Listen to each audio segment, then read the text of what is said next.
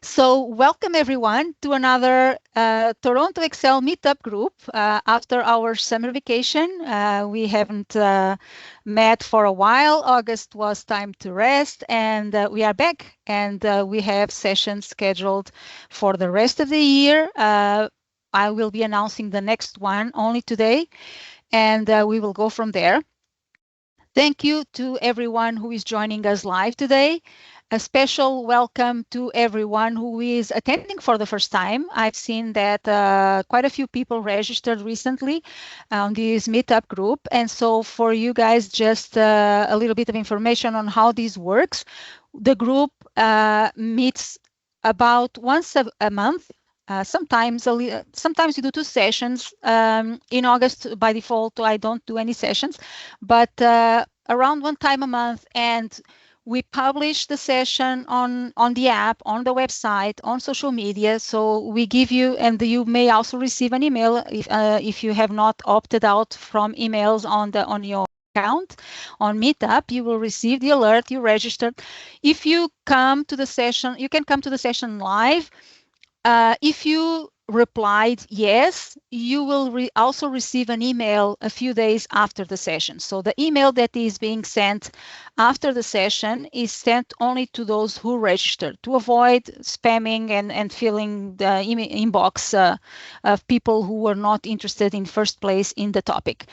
And we provide the link for the recording, any files or any other information that the speaker may share with us. And along with that, we also send other types of information related to Excel, new books, events that may be happening soon that you may be interested in knowing about.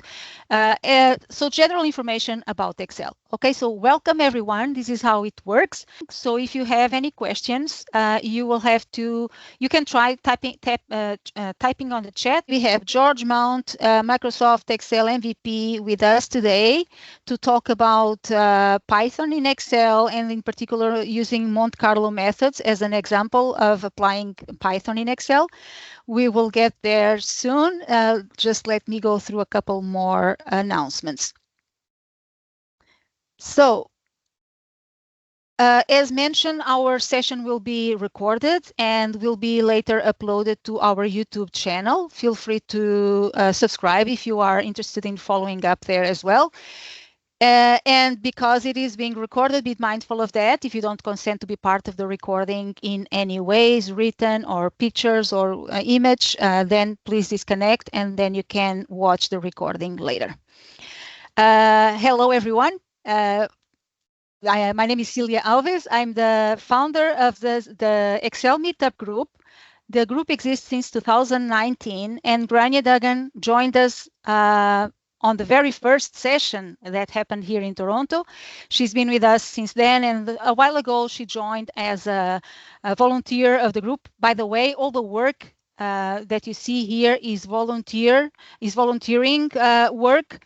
All the presenters speak for free, and so it's a great opportunity for all of us, and the benefit for all of us to really be able to enjoy the knowledge and the time and the care that presenters put in preparing something for us, because these presentations, believe me, they do take a lot of work and effort to put together. And so I'm a Microsoft Excel MVP as well since 2020, and one of my contributions to the community is running this meetup group and bringing to you the Excel experts from around the world, bringing all sorts of topics related to Excel. Feel free to reach out if you have a suggestion for a topic or if you would like to present. We are always looking for new guests. Grania, do you want to say anything? Hi, everyone. I've really enjoyed my 5 years attending these meetings, and I've learned a ton, and I'm sure that will continue for some time yet. So thanks, Celia, for starting it, and thanks for inviting me to that very first meeting.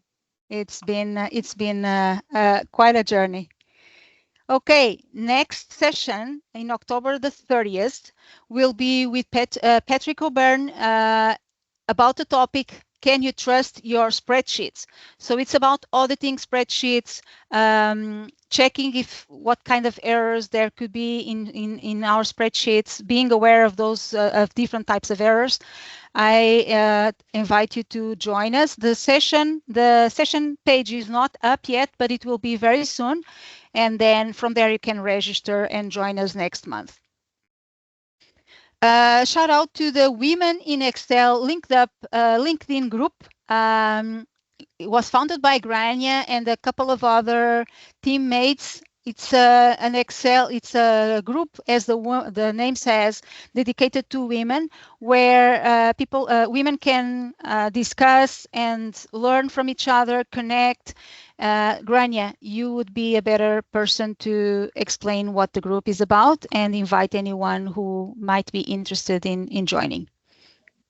Yes, it's on LinkedIn. So all you do is you find Women in Excel on LinkedIn. I would post a link to it in here. There is the link on that slide of Celia's, if you can be bothered typing all those letters. But it is a wonderful group for women to join. We're restricting it to women, please, because it's to make women feel comfortable about learning more about Excel, presenting about Excel, getting to a stage where they can grow their careers and become more leaders in the Excel community if they can, if that's their goal. Not everybody's goal, but that's our hope.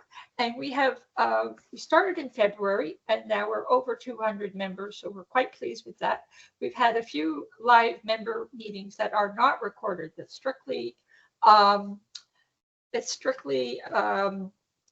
live, and the kind of feedback and support the women are giving each other is absolutely wonderful. So if you're looking for a very supportive group of women to take you on your journey, check us out. I have gained so much from this community of women. They've been instrumental in making me comfortable. So thank you to all of them. And thank you for creating the group. It's been a very it's a great group to be part of because it's a very safe environment there. So about Excel events, the next one I'm aware of is the Active Cell. It's a conference happening in Las Vegas in December. It is composed of a block of 2 days dedicated to conferences and master classes with Excel experts. It's in person, of course. And then there's also the finals of the Excel World Championship. So Financial Modeling World Cup. It has different names, but believe it or not, Excel is now a sports, and there's a World Cup going on, and there's different sessions throughout the year to choose the ones that will be competing in the finals. And the finals, so all these sessions happen online during the year, but then the finals will happen in person in Las Vegas. I hear it's lots of fun. I haven't had the honor to be there in person. If you are planning to attend, feel free to take advantage of the code there that is available for 10% off. If you scan this QR code, you will be taken to a link that gives you 10% off. And I believe they are rising the price as the date gets closer and closer. And then you will receive this slide deck with your email after the session, where you can check extra learning resources. You can subscribe to my Excel newsletter that I send every month with news about Excel. There's information about Excel books. There's YouTube channel, our YouTube channel from here, and my YouTube channel as well. A lot and more information. So you will have access to this file later. My training program about automating recurring Excel procedures is also available. If you want to take advantage of a 20% off, you can use that coupon code SR20 using that link on the screen or that QR code. Solvent Excel Consulting is my company as a consultant, although now I am employed full-time with a company, and consulting became a side project. And enough of so much talk, and let's talk about George now. Here is his book available. His second book. George has written 2 books already. And let me just bring the information, George's bio here to the screen, and then George will be able to fill in the blanks. Okay, so George is the founder of StringFast Analytics, where he focuses on Excel training and consulting for analytics. He is the author of Advancing into Analytics from Excel to Python and R, and also the more recent book, Modern Data Analytics in Excel, using Power Query, Power Pivot, and more for enhanced data analytics. I can tell you, if you are in that stage of your Excel journey where you are becoming aware of all these, we call it advanced, or these power tools that we have inside Excel, Power Query, Power Pivot, the modern functions in Excel, and you are not so sure what this is about, and you are ready to advance, to take your next step, to start to gather your knowledge about all these other areas of Excel that can bring you a lot more opportunities in your career, the ability to solve more complex problems, then George's book is a good way to start, because it is an introduction to all these tools in Excel. And George is also a recipient of the Most Valuable Professional, also known as MVP Award, for his technical expertise and his dedication to sharing knowledge about Excel with the community. George, thank you so much for joining us today. We had scheduled this session many months ago when the book first came out. At the time, we didn't have any spots available because we always have sessions booked a couple of months ahead, but it ended up being just the perfect timing, because Python in Excel just became available in the current channel, meaning anyone who receives updates every month, they will have access, and I think it's available for business and enterprise accounts at the moment only, if I'm not mistaken. But so it's perfect timing now for this session, because anyone with access to one of those subscriptions, you don't need to be in the beta version to be able to access Python. You should have access to it, and you can practice with what George is going to teach us today. So there's George's contact information, so that you can reach out to him later. And again, I will be sending that later on the email. Thank you again for coming. And George, the floor is yours. Awesome. Thank you, Celia. Thanks everybody for attending tonight, wherever you are in the world. We'd love to know in the chat. As Celia mentioned, this is a great time to talk about this topic.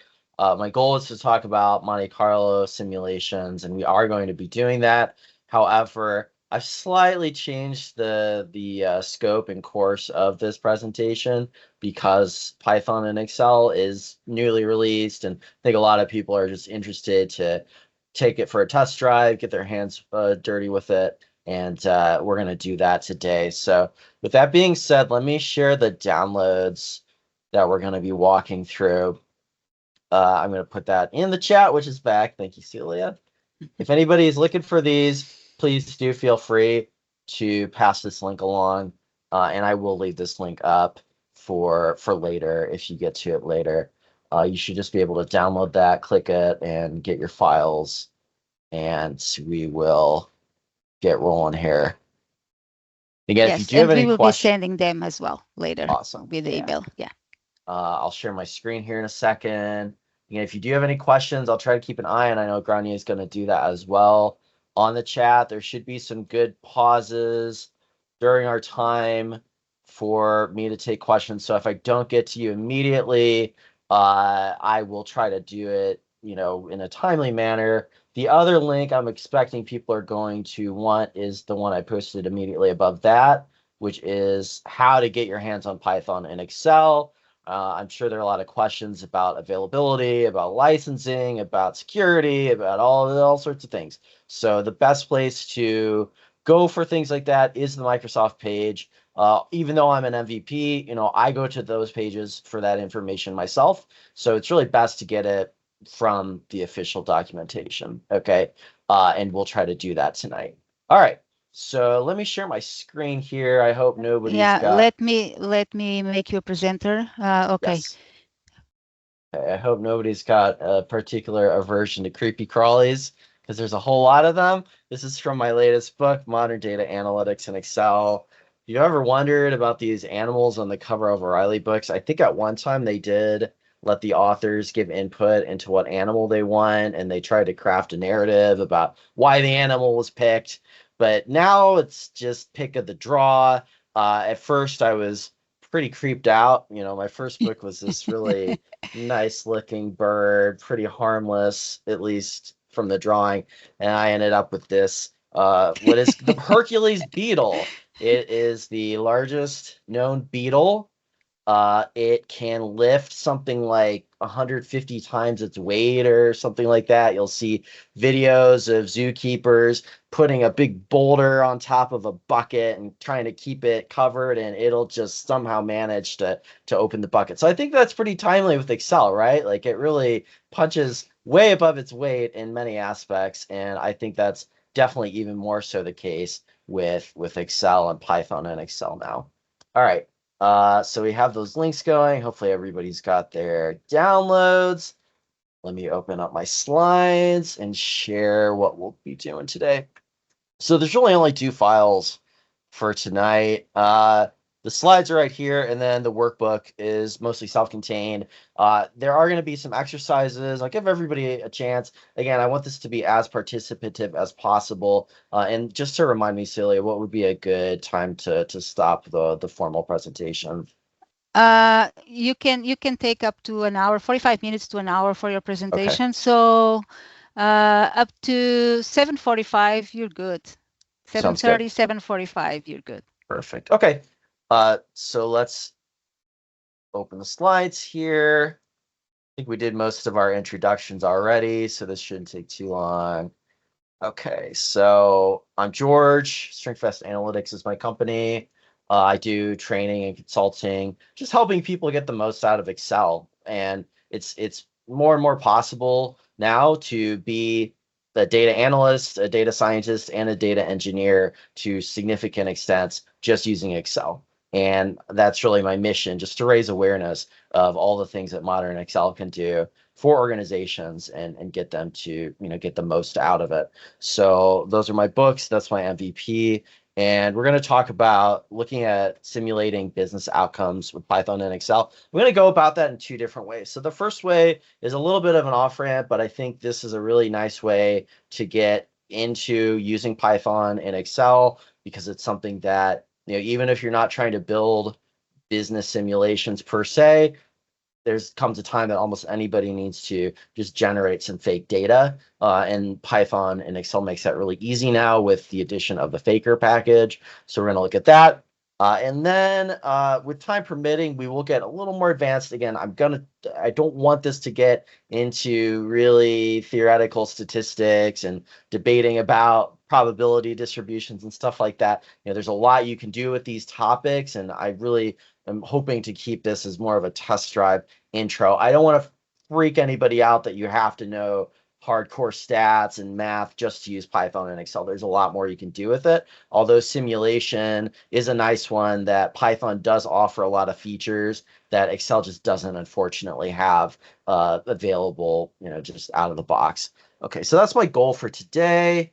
Let's go ahead and get moving here. We're going to start with Faker, and we're going to create some data with that package. Primarily, we're going to be doing things with categorical data. So if you've been in a situation where you want to generate just a list of random names or random addresses, or even things like credit cards or email addresses or IP addresses, what have you, we can do that with this package pretty well. You could do this with AI as well. I've had success with that. But even if you're going to use AI to generate those data sets, having Python as your kind of conduit and your translator works really well. And there's this blog post here. Let me see. It's always kind of hard to copy and paste from a slide deck into the chat. Let me put this in the chat as a resource, because this will go a little more into detail with some of the examples of using something like Copilot to build some pretty sophisticated examples. And let me even just share this briefly. So a lot of this is what we're going to do tonight. But if you come down here, you'll see things like, okay, I want to create a data set with this many columns. I want to create it with this distribution, so on and so forth. Okay, these categories. I want to set the random seed. We're going to talk about what that is and why that's important in a bit here.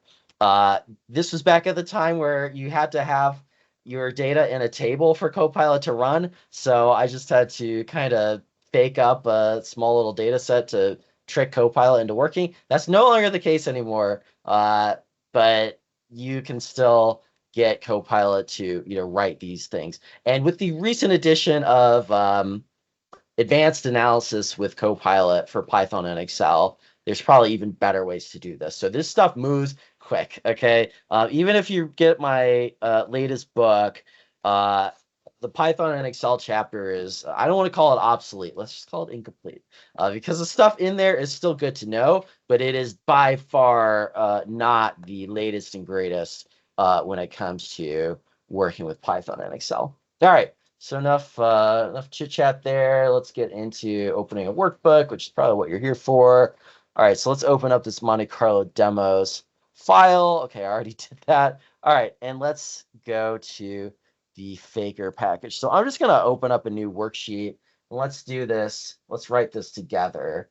Okay, so the first thing is, if I can direct everybody's attention to the formulas tab, and just take a look if you have insert Python here. Okay, if you do not, I would suggest you check out the link that I shared way at the beginning, and I'm going to do that again. This will give all your details on how to get this set up on your computer. Okay, it should be rolling out to general availability, right? I don't know all the answers about versioning and so forth, but that resource will help. Okay, so the way this is going to work, we're going to write Python code directly in our workbook. Okay, it's going to follow a basic left to right, up to down order of operations. Because when you think about Python, we're writing a script, which means that there's a beginning, a middle, and an end. Okay, so we need to follow that basic logic as we start writing our Python code. If you've never worked with Python and Excel before, a good way to get started is, if you want to insert Python, you'll see there's some basic examples over here. And I think these examples give a good flavor for what Python and Excel is really all about. So you'll see most of these have to do with statistical analysis, things like descriptive statistics, creating a scatter plot, correlation matrix. Now, a lot of these are things that you can do in Excel, easily enough. I think what you'll find with Python is it's a lot easier to customize those outputs once you do get them built, whether it's coloring these points by hue, or maybe instead of getting the 50th and the 75th percentiles, maybe you want the 90th and the 10th or something like that. So customization is going to be a big win here. And then there are things like this, like a pair plot. So I'm going to actually go ahead and just insert this sample right now, not to go off-road too much, but just to get everybody thinking about how this is going to work. So I inserted this pair plot. Here's our raw data set.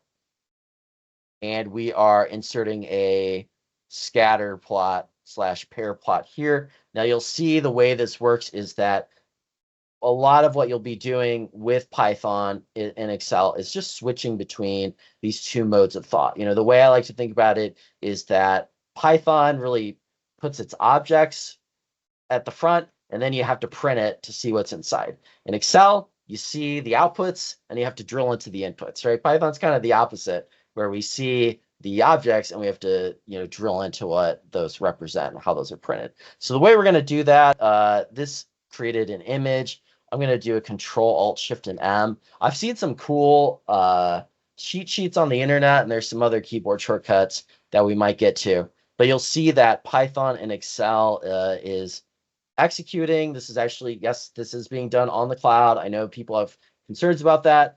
For better or worse, I can't think of many things in this day and age that don't execute on the cloud, right? So this is not any kind of exception in terms of leveraging cloud computing to get this to work. All right. This inserted a little plot here, and it is very little. And one thing that you're going to see that Python and Excel uses a lot are some of these newer Excel features. So this is actually one of them, right? We can put an image inside of a cell, and that's just what Python and Excel did. So the way I'm going to expand this, yes, you could really kind of jolt up your grid here and resize it that way, but we're not going to do that. We're going to just click. I don't know if you can see that. Sometimes on screen sharing you can't, but there's this tiny little button. It says create reference with a little like image of a mountain, and then there's a link button. So I'm going to click that, and you'll see we just created something that would have been otherwise, kind of difficult to do in Excel alone, right? Excel's not the most scalable solution when it comes to building a lot of different plots all at the same time. And what we've got here is, I like to think of this as almost like visualizing the correlations of our data set. So we've got the distribution of each variable along the diagonals. Inside each of these boxes, we see these scatter plots, and it looks like this is broken down by species, perhaps. And the way, again, we can check that is to just look at the code. The code is going to be stored in your formula editor, as you're going to see. However, as you get to more and more advanced code blocks, right, this can take up more and more of your screen space.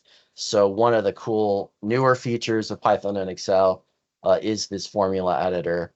I'm going to come up here to formula and editor right up in our box there, and we'll get this nifty little code editor. So we have things like IntelliSense here. We have things like syntax highlighting. Really feels like a proper text editor to work with Python directly in Excel. Okay. George, just highlighting, if I'm not mistaken, the editor is just available for insiders, so in the beta channel, right? Good call. Yeah. So yeah, some people may see the button insert Python is available for everyone with within the current channel business accounts, but the editor is not available yet for everyone. Yes. You can get something similar with I forget what it's called. It's in the Excel Labs add-in. Yeah. I forget what they call the Python editor. It might just be called Python editor. But if you can enable the Excel Labs add-in, you can get I think it's the same product right here. Awesome. Yes, thank you, Owen. Any questions so far about just getting our bearings here with what this tool is? I don't see questions, George. I just see people putting a few extra links in. Owen put in Python editor keyboard shortcut links. So great. That's handy. Cool. Okay. So I would definitely encourage you to experiment with some of these built-in examples. And again, like I said, this really gives you a sense for what we're going to be doing with Python and Excel. One thing that Python and Excel, and this is a pretty common question, that we're not going to be doing, we're not going to be really using it for data import. So the way this is set up, we're really using it within the closed environment of the workbook. We're not going to be writing Python scripts at this time to be calling out to APIs or connecting to databases or things like that. That's really still the domain of Power Query. Although there are ways to read your query into Python directly, but we're not going to be doing that tonight.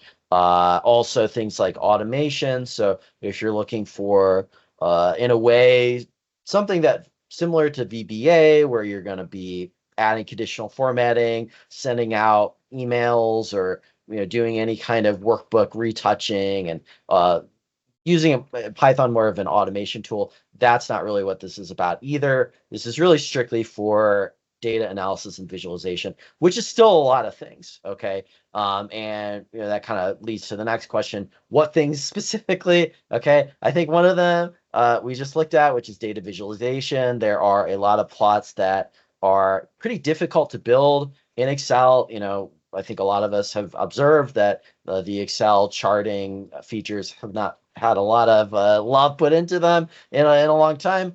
I think we've all looked at those or tried to follow those visualizations where it ends up just becoming total point and click, just really grinding session to get that plot the way we want. This, in my mind, offers a nice alternative. Everything's code, easy to share, easy to edit and modify. So data visualization is definitely one. Simulation is another one though, because we do have things that Excel out of the box does not really have. Okay, and the first thing that gets us to our main presentation right now, which is simulating data. So we're going to start with the basics here. I am going to insert a Python cell here. You can do that a few ways. Insert Python on the formula bar. We'll do that. I can also use the py function. Once I hit that left parentheses, it's going to open up our editor. Okay. The last way is a keyboard shortcut, which I believe is Control Alt Shift and P will do that for you as well. 3 ways to get us to the same place. And we are going to insert our first Python code block here. Now, this is all available in the workbook. So if you aren't able to see something or run something, it might be a good idea just to go back to this worksheet and try it for yourself. So I'm going to go ahead and equals py. Let's import from Faker, import Faker. Okay, so this already gets to our first, and again, I'm taking this 101 as I can, and assuming a lot of people haven't used this. We are using what's called a package in Python. All right, anytime you see something like for or from or import, that means that we're working with packages. I like to think of these as almost like apps that come available for us in Python. So, you get your smartphone out of the box. It has some pretty nice features, right? You can take notes, you can make phone calls. Anybody does that anymore? There's some other things that you can do with it, but a lot of the power comes from the apps that you can go out to the App Store and, whatever you're trying to do, there's probably an app for that, right? As the famous saying went. This is going to be pretty similar to Python, where there are some basic utilities that ship with the, bare model of Python. But there are lots of packages for almost anything you want to do. Now, a lot of them aren't going to be available in Python and Excel. It's really a curated list of packages. I know there's a link somewhere on the internet from Microsoft about what packages are available directly. Not to sidetrack us too much, if we go over to Python and initialization, you're going to see this is your starting lineup, as it were, for these Python packages. So these are the ones that come ready to go right in our Python and Excel environment. There are a few other ones that we can call in if we choose. That's what I'm doing with Faker, okay? And there are some other ones available, but as far as Python packages go, there are thousands, and name a task, there's probably a package for that. Not all of them are going to be available in Python and Excel, but these are really the heavy hitters, without which it would be pretty hard to really do a lot with Python in terms of data analysis. I always like to remind people that Python wasn't necessarily designed to be a data analysis tool per se. It was really built as just a general purpose programming language to, batch processes and interact with operating systems and stuff like that. However, due to this abundance of packages, and you're going to hear names like pandas, NumPy, Seaborn, and so forth a lot, that's really what gives Python the abilities that it has to analyze data. Okay, thank you, Owen. Yeah, that's a good one. So we can get the list of all the packages with the pip list. And there, I know there's some documentation just going through the environment that Python and Excel makes available too. Okay, so enough of that. Okay, let's do py. Let's from Faker, import Faker. Okay, we are going to set up an instance here of Faker. All right, so Python does follow a lot of object-oriented programming. You're going to see this in some instances where we'll set up something like a class here Okay, and then we are going to generate some data based on the class. So what I'm going to do is let's generate a single fake name. What I'm doing here is just adding a comment. You've probably seen that with other programming languages. So I set up my faker instance. I am going to fake name, and let's control and enter is going to be our keyboard shortcut here instead of enter. So it takes a little bit of getting used to, because regular Excel you'd execute your formula with enter. Here is going to be control and enter. So let's go ahead and run that. It's getting sent up, and we do have one name returned. Okay, now this is going to be rather volatile. So, if I were to recalculate my workbook, or I think I actually need to rerun this code. And you'll see that I can run this from my formula bar, or I can go back to my Python script. Let's run that again. Okay. Okay, we are getting the same name. I thought we would get something different. All right. But if you are getting something different, you might see someone different than me. You might see different names. And I think that's what I was getting at, is that this is going to be kind of unpredictable in terms of the person that you get. So maybe you want to create a static list of names, right? That's where adding the seed to our data is going to be helpful. So let's do this again. We are going to faker seed. Okay, we're going to set this as 1, 2, 3, 4. Okay, you can use whatever integer you want, doesn't really matter. I am going to set up a list of, let's say, 10 names this time, because generating one name is probably not all that helpful. Okay, so let's do this. Let's do fake names.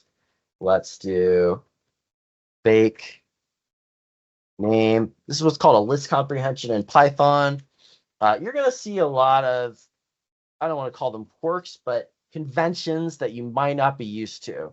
Okay, things that Python does that Excel functions or maybe even VBA wouldn't necessarily have done that the same way, or M code wouldn't have done that the same way. So I would encourage you. I did share the link to my books. Particularly Advancing into Analytics is a good one. There are plenty of ways to learn Python online. And if you're seeing a lot of value with this and you're interested in it, I would almost encourage you to maybe learn Python off platform. What I mean by that is, outside of Excel, just so you get familiarity of all the things that Python can do outside of Excel. And while it's really nice to have Python in the workbook, it does in some ways add a little bit of complexity.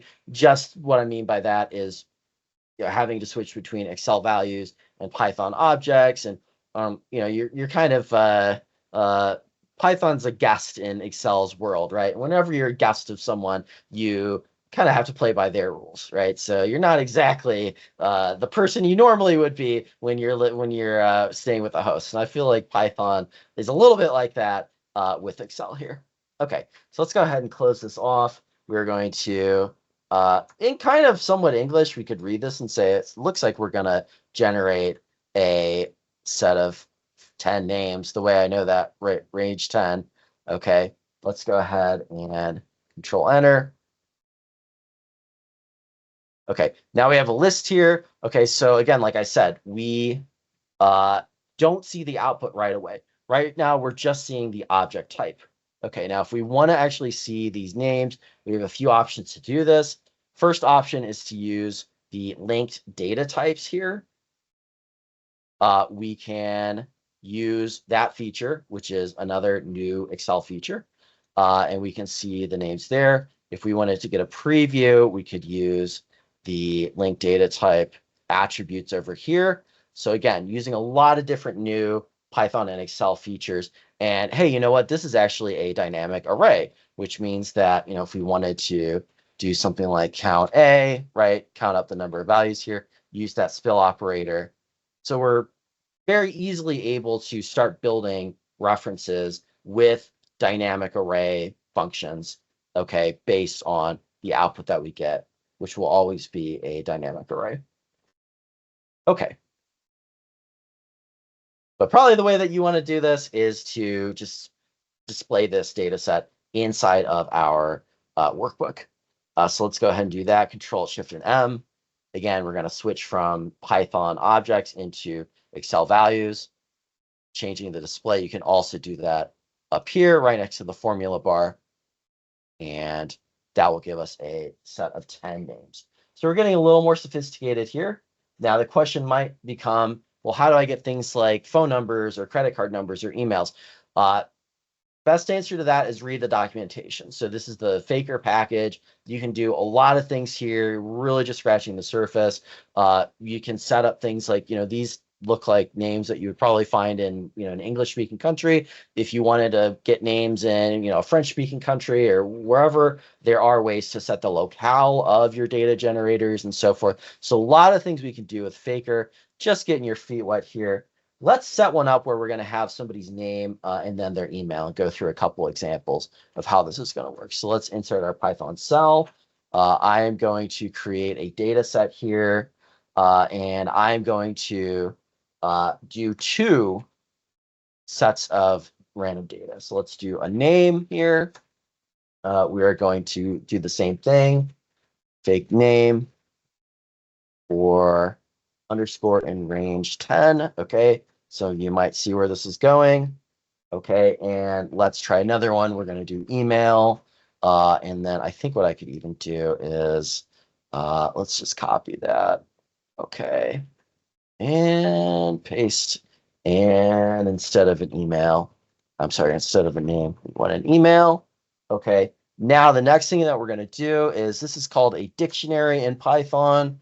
Okay, we are going to bundle this up in what's called a data frame. A data frame is really going to be your friend for any kind of data that's in rows and columns, similar to the kind of data that would be in an Excel table. Okay, so that's what DF stands for. Let's go ahead and try that out. DF pd.dataframe. And we're going to set that from data. And let's go ahead and run that.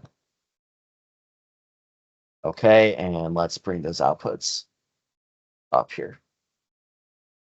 Okay, so these outputs, once I set, so we are still in the same instance of Faker.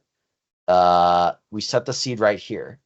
So everything from here on out in this same instance of Faker is going to be reproducible, right? We set the seed, which means that these are not going to just, haphazardly change on us. All right, so we have the names, we have the emails. Now, one thing that, might not be great here, and this might be the point at which I switch over to the final coded examples just for sake of time. But one thing you're seeing here, maybe it doesn't really matter that these names and these emails don't really fit together, okay? Because you're just looking for random data that fits some kind of pattern. You just want to feed it in, for testing purposes. But if you would rather have names and emails that actually look alike, it's certainly easy enough to do that. A lot of ways to do that. I'm going over to our finished code now. So what we're going to do over here, and we are on cell A26, is I did something somewhat similar, right? I created these names, but now what I'm going to do is really control the way that those email addresses are based on names, right? So I will replace any spaces, I'll add periods, just kind of a basic text pattern that a lot of emails are set up that way, right? Where it's first name dot last name, basically. We're going to lowercase everything. We're going to make that add example.com. Okay, we're going to bundle those up into a data frame.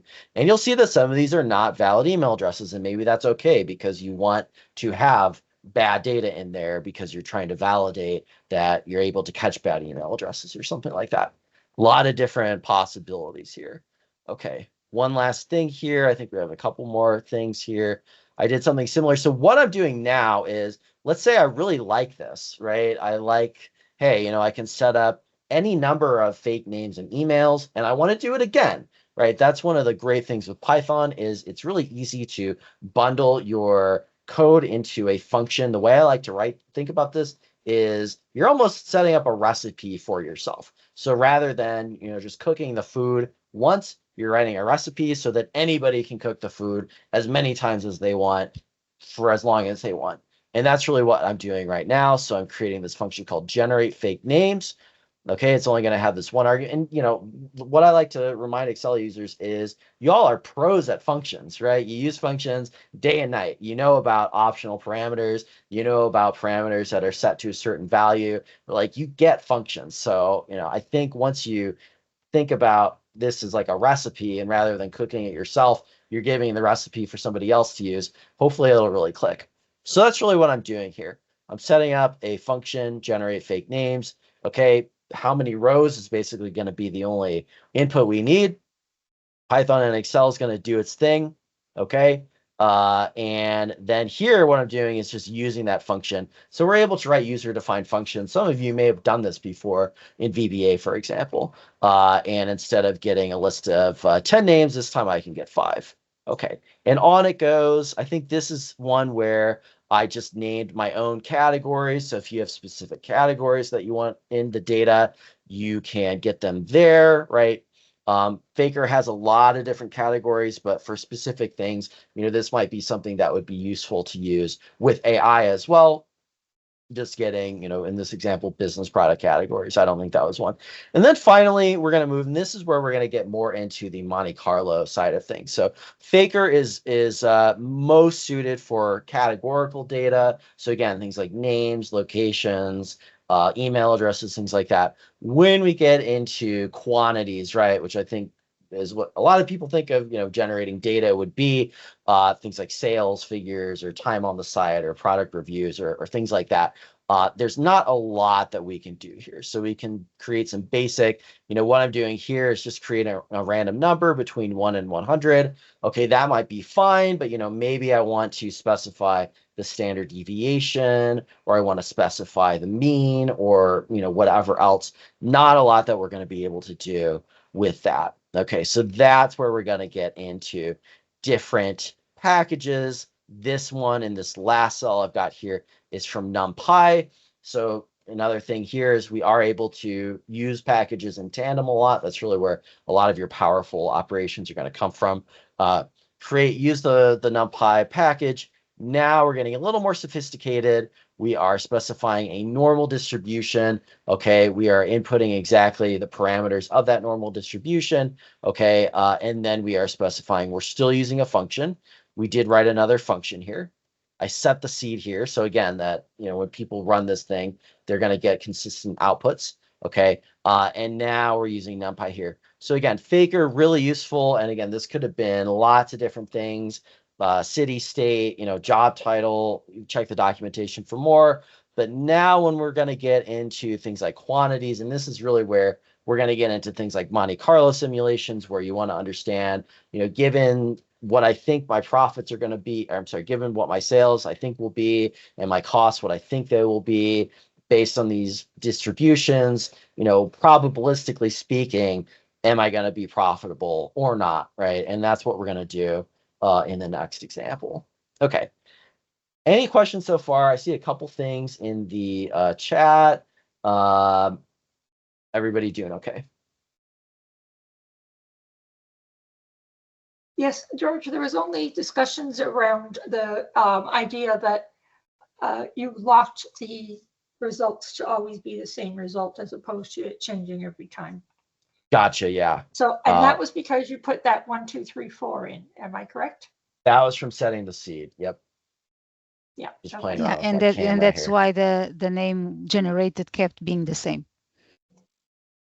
Yes, okay. On the first example. Yeah, you were, your camera was, there we go. There we are. Okay, you were frozen for a while.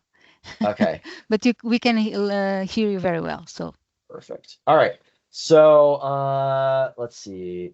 We want to go for another like 15 to 20 minutes, I think. Yeah, you can have 20 minutes, yes. Okay, cool. And then we also have even room for questions. So okay. You're good. Cool. Okay, so yeah, I think what I'll do just for the sake of time is there are some exercises, but I don't think we really have time for that. Unfortunately, if you want to practice this stuff for yourself, there are plenty of opportunities. There's also that blog post that I shared earlier from my website, getting into some more examples.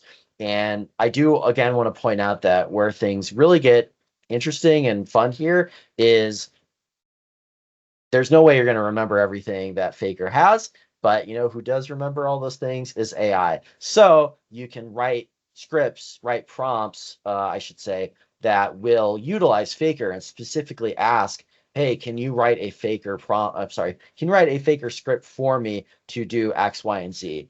And you're going to get some really, really cool results there. So it's good to know how to do this stuff yourself. But you know, bringing in Copilot and AI will let you write some pretty sophisticated scripts for generating lots of different things. And I would encourage you to take a look at that. All right, cool. All right, thank you, David. Thanks everybody again for coming. Are there any questions? No, I think we've No got this questions covered, so far. George. Awesome, cool. All right, cool. Okay, so let's move into the Monte Carlo examples. Let me put this in the chat as well. This is just a blog post that I wrote about this. Now, these are some pretty simple examples, okay? Again, I don't want to scare anybody off getting into the weeds about different distributions and so forth, although it is important to understand what those are and why Python offers some great solutions here for building these simulations. Let me dive right back into the workbook, and just for the sake of time, it's clearly it's clear that I overthought what I could get done. I'm sure most speakers are like that too. Okay, I'm going to the Monte Carlo 1 worksheet here, and again, the solutions to the exercises are right there. All right, let's go to our worksheet. Okay, and what I just did here, now this is where I think all the financial modelers out there are going to see a lot of value with Python and Excel. What I'm doing here is creating my inputs. And you know what? Hey, if I wanted to, I could add data validation here, right? You know, maybe I want the number of months to be anywhere from, 12 to 20 or something like that. I could add my data validation. I could, maybe add a range if I had a category. I think in the example, or I have one example where, if you want this done monthly or quarterly or yearly, you could add a drop down here. So you're really able to use that user-friendly set of inputs that we often have with our financial models, adding some set of controls, right? So the user doesn't break things too much. So that's really what I'm doing here, okay? So you have the number of simulations, okay? That just means how many times is Python going to execute, right, this simulation? How many sets of numbers are we going to get randomly generated? Right, how many months? Our average monthly revenue, we think is going to be 50,000 with a standard deviation of 1,000, right? Our average monthly cost is going to be 50,000 with a standard deviation of 1. So this is kind of a basically, break-even model here. I am setting my random seed here. And now what we're going to do, let me open up my script here, formulas. Well, just a little bit easier to see in the editor. Okay. So this XL function is what we use to read our data in from the worksheet. Okay. Now, right now, I am just reading in a single cell at a time. If you wanted to read in a whole data set, and I think the example that, Python and Excel sped out for us, here's an example of doing that, where we are reading data in from a table, right? Here's the name of the table. We're specifying the data has headers. Okay. But for right now, what I just did was input each of these individual variables. I am setting my seed for reproducibility again. Okay. I am setting my seed. Okay, so yeah, that's right there. Okay, so now what I'm doing here is using NumPy again. We saw this earlier where I'm going to randomly generate some numbers. I'm going to randomly generate it based on a normal distribution.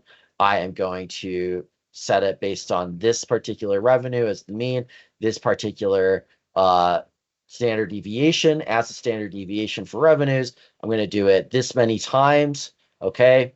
And then, right, I have the cost here. So each one of these, what these are really doing, if I were to print one of these, for example, let's go ahead and I'm going to comment that out. And let's actually print monthly costs. Okay, I'm going to save this. Now, I think we are going to get a spill error. Okay, so if I try to convert this into numbers, we're going to get a spill error. Let's do Control Shift and M.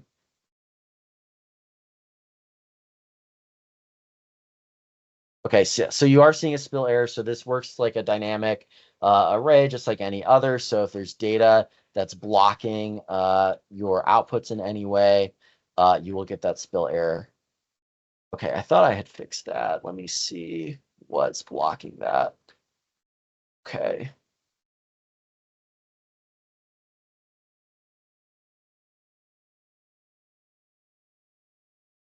Okay. I don't know what is. Oh, there's data down here still. Okay, sorry about that. All right, let's move that out of the way. Okay, I thought it would have spilled up and down. Do I? Oh, it's this whole range. That's why I'm not getting it. Okay, let me move this really out of the way. This is, in my opinion, why. Okay, there we go. All right, so it's a lot of numbers as you're seeing, okay? And this could be a nice reason to just keep your data in objects, right? Is that it's not going to print everything and really overwhelm your workspace. Okay, so that's already one benefit. So what I just did here are all the sets of random numbers that I generated. You're going to see there are, right, 10,000 of them at each run, okay? So we just randomly generated these based on the parameters that we defined, right? We have our standard deviation, we have our mean. We are using the normal distribution here. Where are we? A12 is right here. Okay, so created that, right? And these are our costs. So we have another one, right, that generated the revenues. All we just did there, we are going to take our revenues, we're going to subtract our costs, and that is going to, if I Control Z a whole bunch of stuff here, you have this workbook too to play with it yourself. Let's just do a whole lot of Control Zing, and we'll get back to where we were before. Okay, not that far.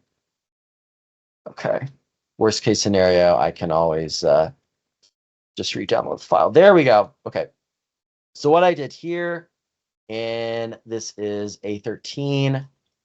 So I took the results of those profits, right? I wanted to visualize the distribution. I'm using matplotlib here. Formatting is not always a strong suit of Python. It's just a lot harder than Excel, right? It's not as visual. It's really meant to be a mathematical calculator. It's not always meant to be like a presentation device. So in this case, what I'm doing, I am defining a function as currency just to put these in dollars alongside the x-axis. And we created a histogram here. This is just the distribution of the profits. Now, this is a normal distribution, and this kind of raises the question, is that the right distribution to use? Maybe not. Maybe you want to experiment, and I think that's what we're going to look at in the next example. I do down here, just to make it a little easier to read this, right? We can color code this rather easily. What I could probably even do here is you see how these numbers are kind of spilling up on each other. We could widen the figure size here. So if I set this to 20 or something like that, let's rerun that. There is a lot of code here. I think over time you'll, okay, I thought that would have made it big enough. I think I'm doing this right.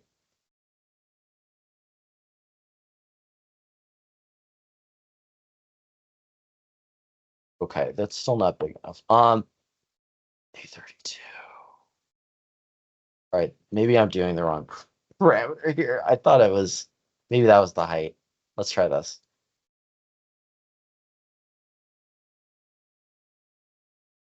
Okay, that's still not great. Anyway, you can customize a lot of things. So what I did here was I was able to customize the color, right, associated with each profit. Is it greater than or less than? Recreate the image reference after rerunning the code. Wow. Okay, thank you. Okay. Okay.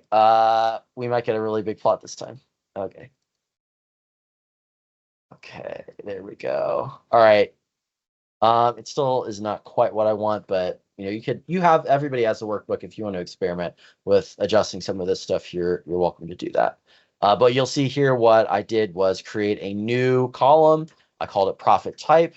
basically I conditionally use some conditional logic. So if our profits are greater than 0, we're going to say that was a positive profit. Otherwise, it's negative, right? We can highlight this based on profit type. So that's what's controlling the hue. So everything we're doing is code-based. This one, I'm using a plotting package that comes available with Python and Excel called Seaborn. The alias for that one is SNS. And I am, again, just using a lot of different inputs here, setting different arguments, right? Data is going to be our data. X-axis is annual profits. Hue is a profit type. Alpha, that's a one that's going to set the transparency of our plot. And I think if I were to set this one to 0.5, you'll see, if you have histograms that are overlapping each other, setting the transparency is a good one. Okay, so you'll see what I just did there. I was able to change the transparency of those bars. Okay, any questions? Sorry, this is going a little fast. I definitely over programmed here, but you do have these workbooks, and the blog post that I shared will go into this in a little bit more depth.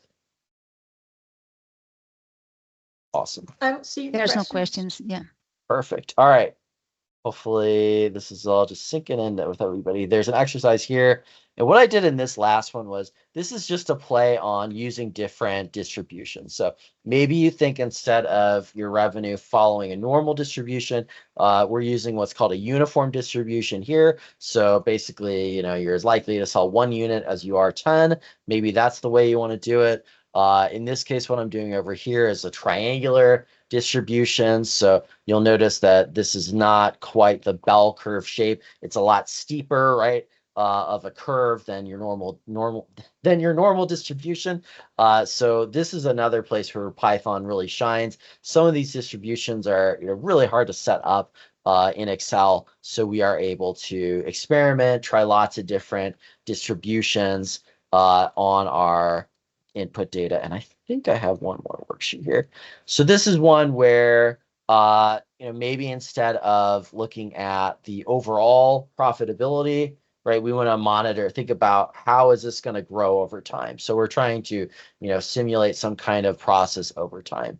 So in this example, and again, you can look at the code yourself.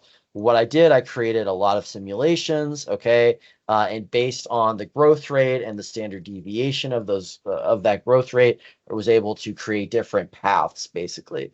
What I did with this plot was just plotted the first 100, right, because we did simulate this 1,000 times. Hard to simulate 1,000 of them. It might honestly be better, though, right? This is just the overall total sales after 12 months. This is nice to know maybe how you got to that number, but down here with our histogram is actually showing us, how many sales are there at the end of 12 months. So a lot of different things that you can do. And again, maybe some of you have done this in Excel before, but I would say a couple of the biggest wins that we have here with doing it in Python, being able to set that random seed for reproducibility so that we do have a controlled run.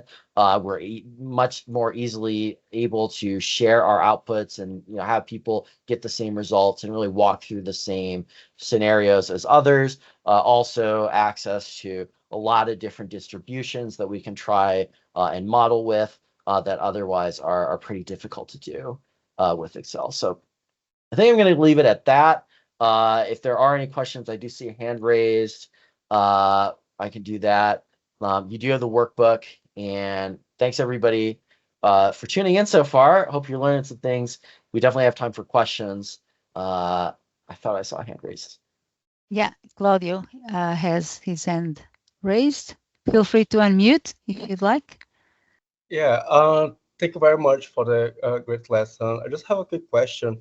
Based on your experience with not just analyzing the data, but actually giving value from the results, how you would, if you could just like very quickly explain if you got this image into a PowerPoint, how you would explain that in a way that's like, that's the value that there is in this, that would be like your next steps. What exactly is this chart telling the stakeholders, or how it helps to, in the decision making of what's being analyzed? Yeah. So I think what we're really trying to do here is model uncertainty. Usually in a business setting, a lot of us come from finance or accounting where, either you're in the red or in the black and there's really no ambiguity. So what we're trying to do here is say that, well, the future is uncertain, but based on past patterns, right? We can try to predict future performance. And the way we're doing that is using computation to our advantage by simulating. Obviously, we can't open a business 1,000 different times and see what happens with our sales. But what we can do is simulate, right, those sales over time. And this just gives us a little more nuanced of a look at understanding, right? Are we going to be positive, right? Is it going to be negative? What might happen over time just using that simulation power to generate data that would be impossible to collect in the real world. All right, thank you. Sure. Any other questions or comments? A question for you, George. Please, yeah. If we create something like you have created this workbook that contains Python and we share it with someone else, they need to have the Python feature available in their Excel to be able to make it work, or how does that go? Yeah, good question. I don't remember where we are with that. If anybody's experimented with that, you're welcome to let us know. I think they're going to see the outputs, but they aren't able, obviously, to modify the inputs. But I could be wrong with that. So Owen's put I missed the something in the question. chat. I missed the question. Was it if someone doesn't have Python and Excel and they receive a workbook with code in it, what happens? Yeah. Yeah. They will be able to view everything, but they won't be able to recalculate. Yeah. Okay, that's what I thought. Yeah. So the data that is available there, pretty much like, for example, sending a workbook with a Power Query. If it has loaded a table, as long as people do not refresh it, they still have the table. And if they try to refresh, the table still stays there. It just says they cannot have access to the connection or to the data, right? So it's similar to that in that regards, that they can see what was calculated before. That's what you're saying. Yes. Yeah, okay. Awesome. Thank you, Owen. Yeah, thank you. That's what I thought. A lot of things to remember in this space. So always good to have a second set of eyes on this. Thank you, Owen. Okay. Any other questions? Owen's Yeah. put a link in with the learning path for 30 Oh, days excellent. following Yeah. J launch. So that might That's answer great. part of the question. Great information. I was thinking about presentations, as I believe Claudio was mentioning before. If we generate these images, they are images, right? We can then copy and cut them out of there and paste them on PowerPoint or a Word or an email if we need to, right? Yeah, good question. So at this time, any plots that we make here are, like you said, really just static images. So we're not going to have the edit series options and those little tooltips and things like that you would get with a native Excel plot. So that certainly is a downside. The presentation is pretty good, and what I like about these is just how infinitely customizable they are. Right, with just one change to one number in this code, I was able to make this plot look pretty different. So that is a big positive. But there are ways, again, going to this idea that there's a whole world of Python outside of Excel. There are lots of ways. You could build a whole dashboard with Python if you wanted to, with all sorts of tooltips and drop downs and get into more interactive visualizations. But at this time, these are just static images, but this doesn't mean there's stuff you can't do with it. You can still obviously make them interactive. Like, again, if I don't think I actually did this, but if I were to change the standard deviation here, okay, that was not a change. Let's add a couple more zeros. You'll see that it takes a second because everything needs to calculate. and let's try to make something really obvious here, you will see that these plots change. Okay, so they are interactive in that sense, but not truly interactive in the sense that people can't click on here and manipulate what Yeah, is but shown in the I plot. was thinking of something much simpler. If I generate an image and I want that static image to go Sure, yeah. outside Excel, we can copy the image and paste it somewhere else, right? Yeah. Yeah, okay. I believe Owen was going to contribute with something else. Not sure Oh if yeah, yeah. I can just say it, I guess. I was typing it out, but if you're a beginner with Python, the Anaconda toolbox has a user interface for creating plots from Excel data. So it essentially lets you select what you want to put on the x-axis and the y-axis and all of that kind of stuff, and then it will create the Python cell and run the code. So I think how can people get access to Anaconda box? If you go to the home tab of the Excel ribbon and go to the add-ins button, and then in the search just type Anaconda and it will come up. As an add-in. Okay. Yeah. Yeah, Great. that's a good Thank you. good call out there. Looks like I don't have it added into this PC right now, but let me just screenshot this, what I have, the resource that I shared. So as Owen mentioned, this Anaconda toolbox will give you some sample data sets to work with. And if you wanted to build something like a whatever plot I chose in this case, okay, there's our line chart. You'll see that we can change the different inputs, what goes on the x-axis, what goes on the y-axis, and so forth. So yeah, definitely a good resource to help you generate some of that code and get familiar with all of the different plot types that you can make in Python. Okay, it looks like right there under the drop-down is where you specify what kind of chart type you want. That's Awesome. good. Thank you. Yeah. Andreas, you have your hand up. Would you like to ask a question? Yes, thank you so much. First of all, George, this was great. Sure, I really enjoyed it. I think this sort of like simulation is wonderful. But I just wanted to add to Claudio's question briefly. So in your experience, either as a consultant or something like that, given that there's a slightly learning curve here to learn Python maybe as well if you aren't that familiar with it, but how often might this be sought after, or like have you experienced that this brings a lot of extra value to sort of the reporting? And maybe other people in the chat are here explicitly for that reason, but I'm curious on that, to expand a bit more on that if you don't mind. Thank you.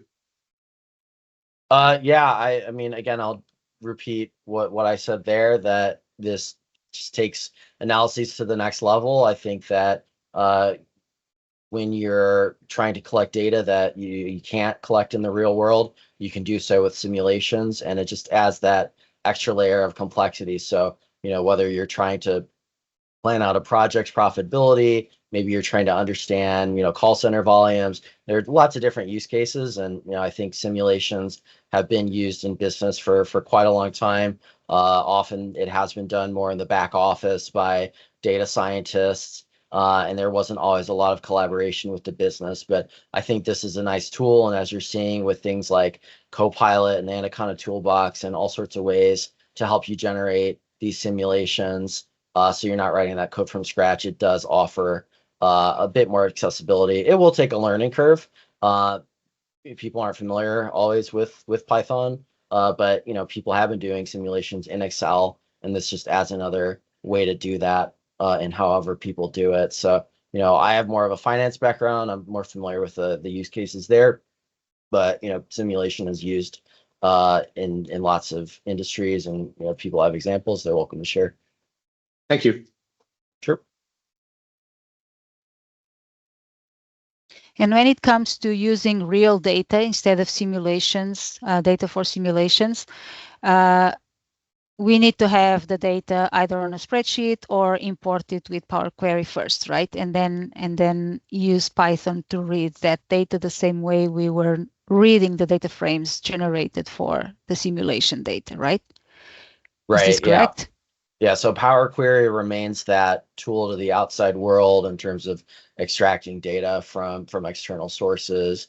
And then your Python is really once the data's been loaded into Excel. Mm-hmm. Yeah, so that's the portion of Python that one can do using Python outside Excel. We can access the web or different data sources and import the data using Python. In this case, for now, Python in Excel only works with data that is already loaded into the workbook where we are writing the code. Yeah, and I mean that might definitely change. I mean, even Yeah. already in Power BI, you can insert Python snippets of code into your loading script. So I could see that being ported over into Excel.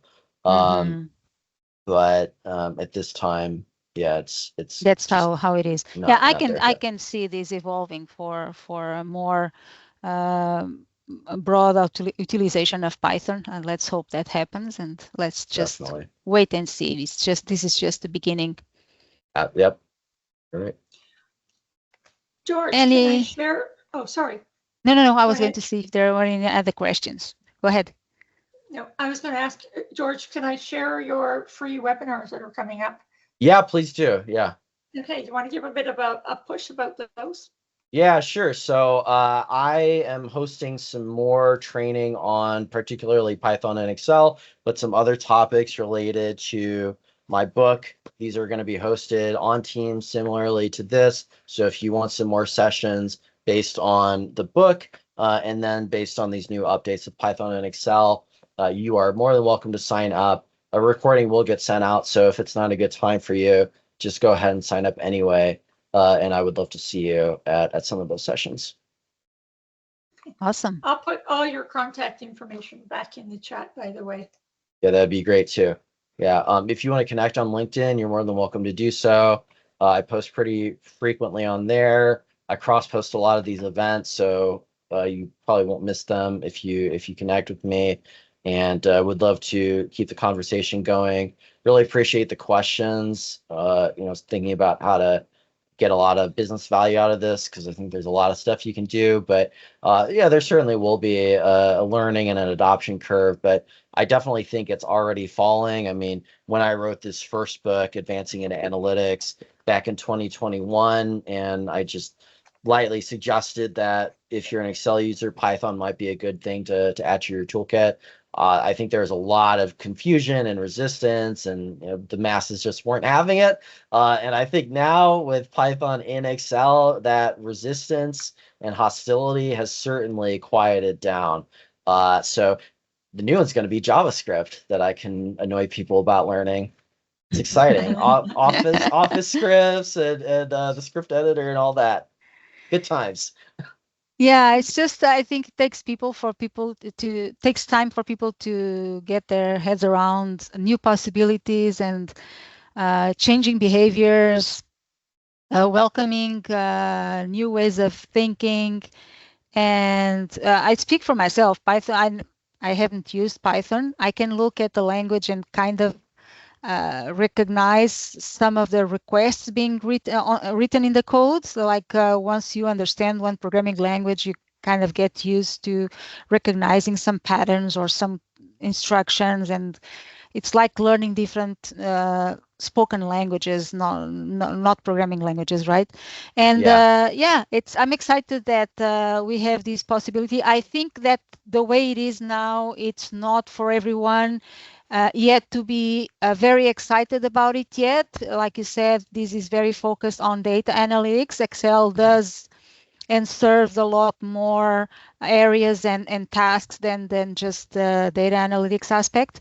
But as they empower Python inside Excel with the ability to do more things, to automate more tasks, it will be one more option that we will have available besides all the many other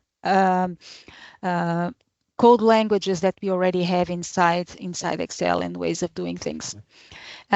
It was a very nice exercise today, George. Thank you for this, because I think, I don't know how other people's brains work, but for me it works very well to have this kind of an overall explanation without getting too detailed into all the parameters or all the instructions, just getting an overall impression of how to get the code, where to put it, the type of things we can, the outputs we can get out of it, and how to deal with those outputs. And from here, like everything else in Excel, it's a matter of practicing and going after what we need to learn, because each person has different needs depending on their roles and their jobs. So yeah, it's good to have this introduction, and from there there's just learning and Yes. practicing, like I said. So Yeah. thank you very much, George, for putting this together, for joining us today, for making your materials available. Absolutely. Thank It you, was a great George. session. Thank you. Yeah. If I can add one more thing to Sure. that, I think with all the announcements made, was that yesterday or Monday, on Copilot and Python and Excel, there's a really great opportunity to use Copilot, Python, and Excel as this trinity for data analysis. There's so much Python code on the web that these LLMs have been trained in. It's one of the most common programming languages for anything, right? Not just data analysis. People use Python for anything. So these LLMs work very well with Python. So you get very good results with your generative AI. So I think there's a lot of benefit. And if you want to play around, I'm going to do some training on Friday, just a quick little demo of that advanced analysis with Python add-in.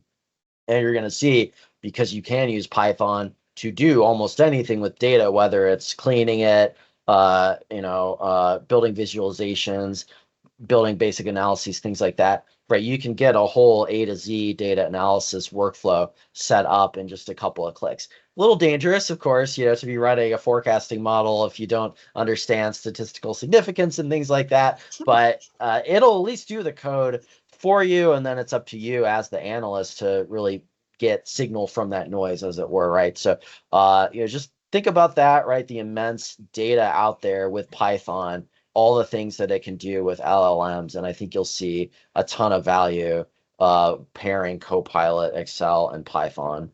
I guess that would be more than a pair, but the three of them. Yeah. 3 of you. Hi, Catherine. Nice to Catherine's got a see you. question. Hi. Yep.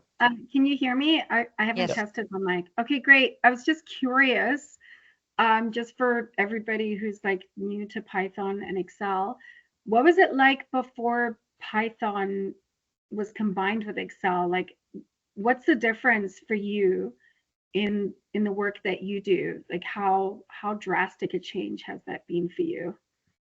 Yeah.